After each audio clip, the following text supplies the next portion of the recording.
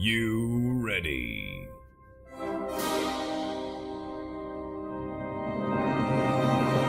In the red corner, representing faithful followers around the globe, moral values and all that is wholesome, and smelling of sweet vanilla extract, the Mormon.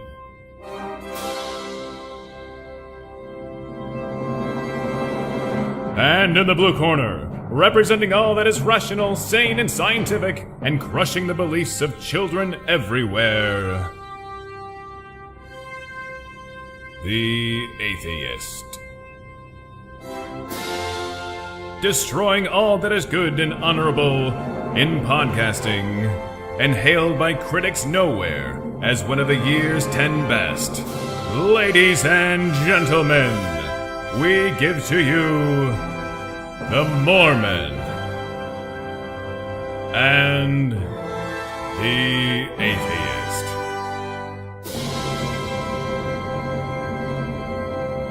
You may begin composing your hate mail now.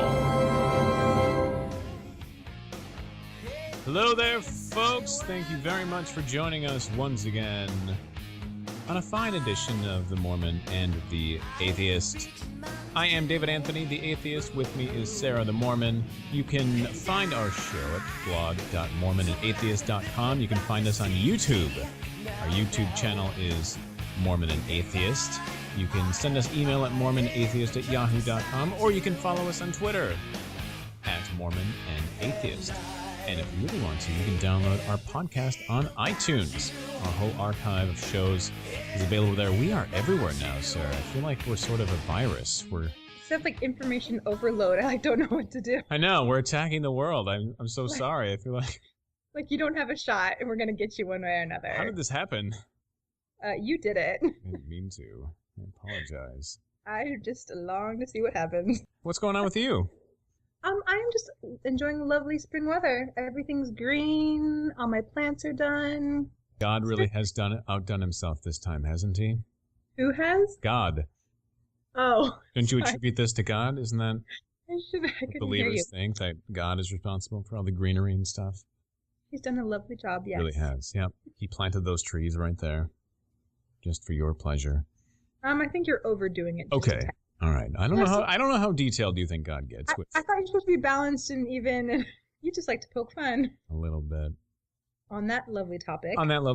So there's a lot going on in the news these days. There always is, though. There's always a lot of stuff, but specifically stuff related to Mormon and atheist stuff.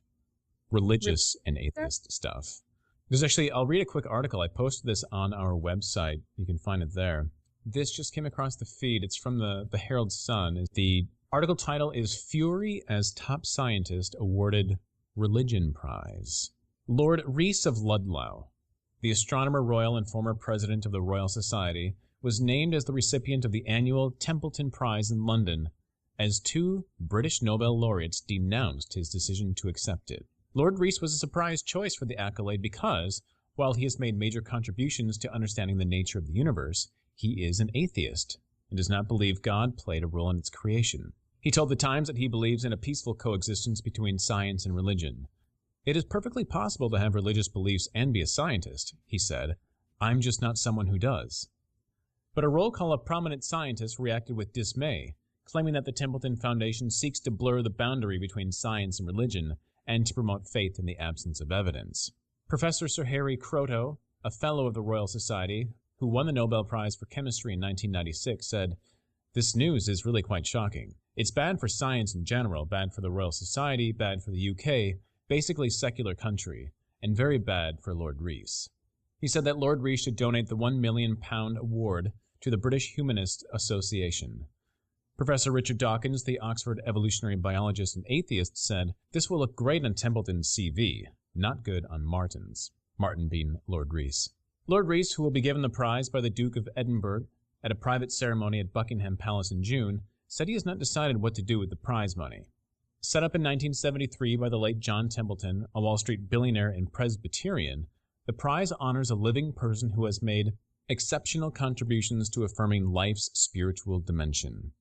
Previous winners have included Mother Teresa, the U.S. evangelist Billy Graham, seriously, and last year an evolutionary biologist and former Dominican priest, Francisco Ayala. Lord Rees said that the confrontational stance towards religion adopted by scientists, such as Professor Dawkins, was counterproductive. If you were teaching Muslim sixth formers in a London school, and you told them they can't have their God and have Darwin, they'd stick to their God and be lost to science, he said. The Archbishop of Canterbury, Dr. Rowan Williams, congratulated Lord Rees on the award. It is very important that the Templeton Prize recognizes the contribution of someone who is not an advocate or a controversialist, but an honest and creative thinker at the very heart of British scientific achievement, he said. Lord Rees, who regularly attends chapel at Trinity College, Cambridge, said that while he has no religious beliefs at all, he believes that the Church of England is a force for good, adding that he would do everything he could to help preserve its choral traditions and architectural legacy. That's interesting, actually. I liked how he said that science and religion can exist peaceably together. We have yet to find that with us. It will never exist between us. Peacefully.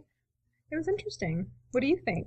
I think I sort of agree with Professor Richard Dawkins, who is sort of viewing this as the Templeton Prize is trying very desperately to show that that religion has a place in scientific achievement. Yeah. And by nominating an atheist who is a royal astronomer and someone with very high scientific accolades, I think is their attempt at trying to show that there's some credibility to religious pursuit of scientific endeavors. So I don't know. To me, it almost feels like a publicity stunt, and I'm kind of on the side of the scientists who were telling him to not accept the award. But I also feel like he was nominated. It wasn't like he sought out this prize. It wasn't only a publicity stunt. I mean, I don't know. I feel like that has something to do with it, though. But you know me, I just love playing devil's advocate. I do. Yeah. So you will get along very well one day. Yes. As I roast in the eternal flames of hell. Well, no, I think that's a good tie-in too to our topic today, because when you look at faith and science. Yeah. So today we're talking about life after death or near-death experiences, right? There you go. Is that okay? There we go. That's our topic. Wow, that was the most eloquent introduction yet. I love how you asked. We are right. That's death and yet right. You sometimes throw me curveballs. Like I never. About? Yes, Sarah. Today's topic: people are dying. Every day, people are dying, and apparently, there's nothing that can be done to stop it. It's been going on for a while. For a long, long time, apparently, everybody dies, and some people have theories as to what happens after death. And other people think nothing happens after death. So we're trying to see if we can come to some sort of medium, which is a fruitless endeavor. Let's just put that out there right now.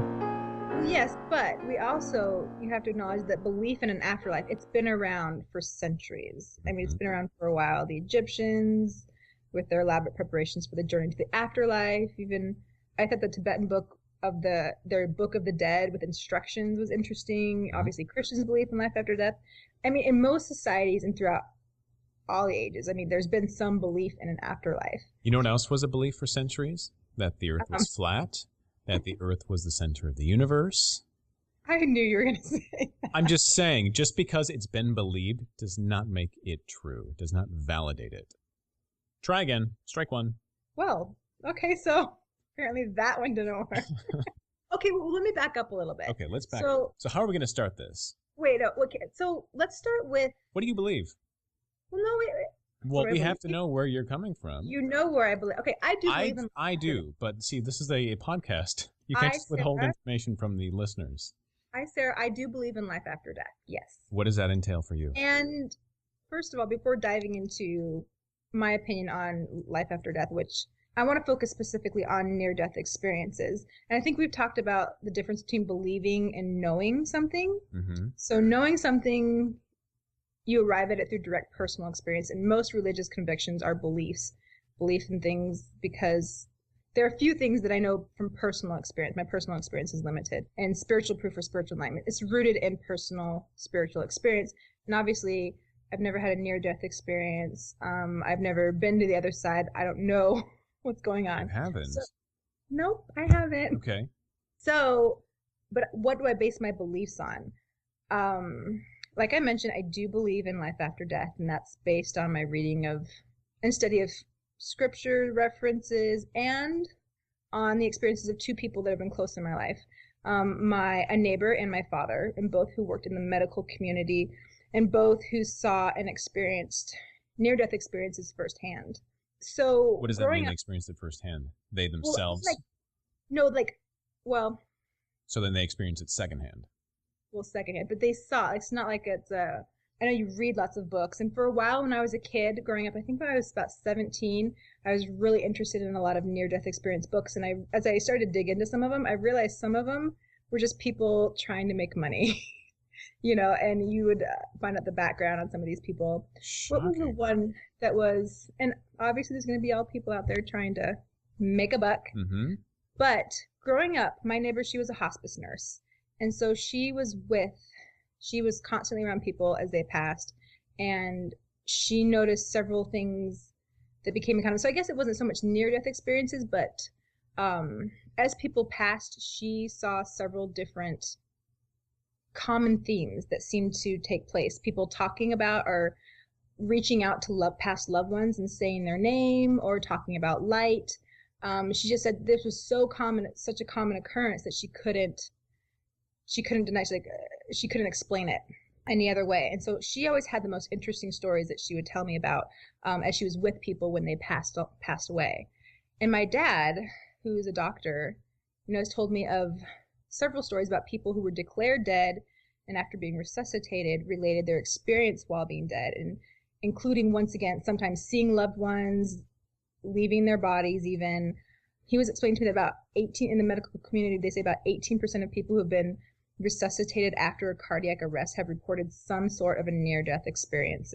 And surprisingly, there are several common factors amongst these near-death experiences. They're not varied across the board.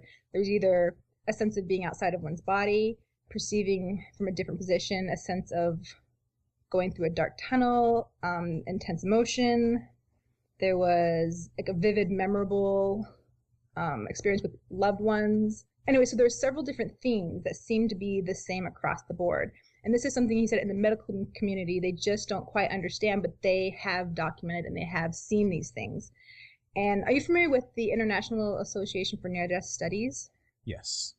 Okay, so what do you think of that organization? I think it's still too early. I mean, I think investigating what's actually happening behind near-death experiences is a relevant pursuit. Mm-hmm. It's a hard thing to study, though. And I don't think there's enough studies done to declare one way or the other what is exactly happening. Yes, but they have at least started to study. And they were formed in 1981. Yes. The year I was born. Oh, my God, you're old.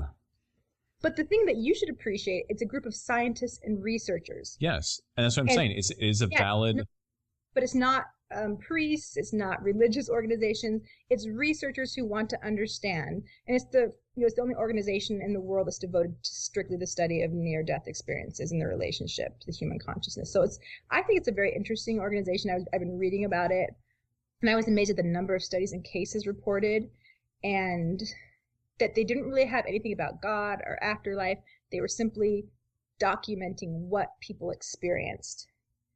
And in one study, near 800 near-death experiences that were reported, 25% were clinically dead at the time of their near-death experience, meaning no brain activity. There's 3 different ways that they measure it. And the most popular case, have you heard about Pam Reynolds? Yes, I actually have heard about Pam Reynolds. Yeah, so she's one of the more popular near-death experiences, which I was reading about her account. And so for those who aren't familiar, so she had to remove a life-threatening aneurysm that was deep in her brain. And so she underwent this really rare procedure, I think it was like Operation Standstill or something, where the blood is drained from your body, your temperature is brought down, and so she was fully under sound-emitting earplugs. So the surgery began, and at one point in the surgery, as the surgeon was sawing into her skull, she suddenly was aware that she was looking over his shoulder and was watching the whole procedure. She heard the nurses, she saw the equipment, and upon returning to consciousness, she was actually able to describe